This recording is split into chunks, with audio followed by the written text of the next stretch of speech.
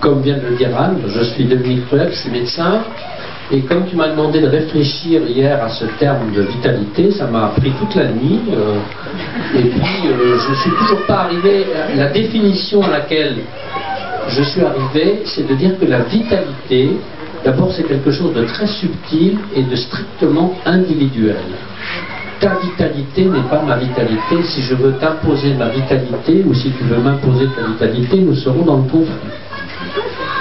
Ce que je veux dire aussi, et ça débouche sur ça, c'est que sur le plan de la profession, de parcours professionnel, je dirais, j'ai 3 étapes dans mon existence, et je suis bien sûr venu ici pour partager un certain nombre de choses avec vous. La première étape, c'était ce que je pourrais appeler une volonté effectivement de médecine douce. Je faisais de l'homéopathie, de l'acupuncture, de la phytothérapie. Et déjà là, je me posais un certain nombre de questions. Je me disais, mais on peut avoir les meilleurs traitements, mais si effectivement, comme tu l'as dit, si on mange des aliments morts, ou si on a des déséquilibres alimentaires, ou si on a des déséquilibres de mode de vie, les médicaments, les médecines les plus belles, les plus douces, les plus tranquilles ne fonctionneront pas. Et puis dans une deuxième étape, j'ai volontairement épousé une femme que je savais malade d'un cancer du sein métastasé. Et comme j'ai voulu aller jusqu'au bout, je suis allé à Paris faire un certificat de cancérologie, je suis devenu cancérologue. J'ai travaillé avec le professeur Lucien Israël, qui est un homme extraordinaire.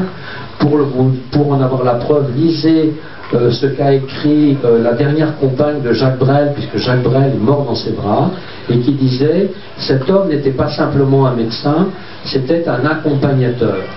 Et ça, c'est extrêmement important, et ça débouche sur cette troisième partie, où je me suis dit aussi, nous sommes tous, alors que la nature nous donne en permanence des processus d'auto-guérison, d'auto-réparation, que nous malmenons en permanence, parce que sur un plan de la physiologie, on devrait tous être faits ici pour être dans la vitalité jusqu'à au moins 120 ans. On est très loin de ça, vous le savez.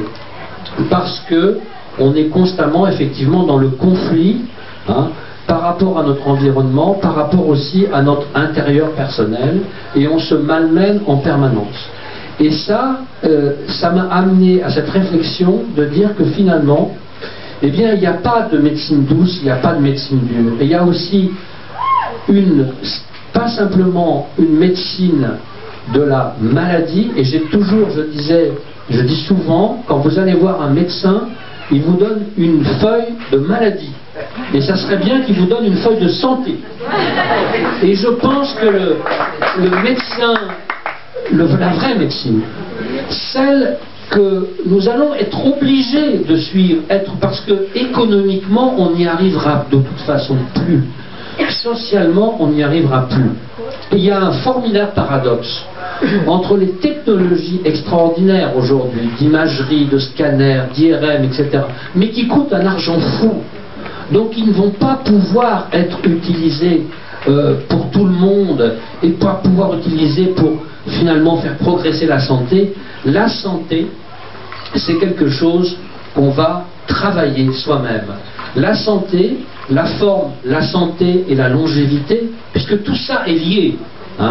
La longévité, l'état dans lequel nous serons aujourd'hui, nous sommes tous ici, nous avons un certain âge, mais nous, dans 10 ans, dans 20 ans, dans 30 ans, nous serons des soixantenaires, des octogénaires, et j'espère des centenaires heureux, pleins de vitalité. C'est aujourd'hui qu'il faut y penser, c'est aujourd'hui qu'il faut le travailler, c'est avec ses propres enfants qu'il faut faire le travail. Et ça, c'est un effort permanent, parce que, vous savez qu'il y a un concept qu'on utilise en physique, il y a un concept, l'entropie, on va toujours vers le désordre.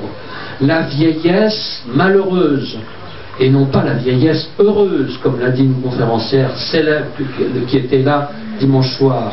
L'épanouissement de son âge, quel que soit son âge, c'est toujours un équilibre, c'est toujours une harmonie, et c'est en ce sens-là que le médecin de la santé, l'accompagnateur de santé, peut vous prendre par la main, peut vous faire découvrir